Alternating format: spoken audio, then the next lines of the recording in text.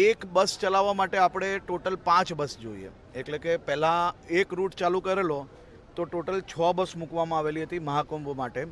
આજે બીજી 5 રૂટ ચાલુ કરવાનું નક્કી થયું છે, એટલે કે 6 રૂટ માટે 36 બસ, 6 રૂટ માટે 30 બસ અને બીજી 4 બસ રસ્તામાં એક્સ્ટ્રા મૂકવાનો નિર્ણય લેવામાં આવ્યો છે.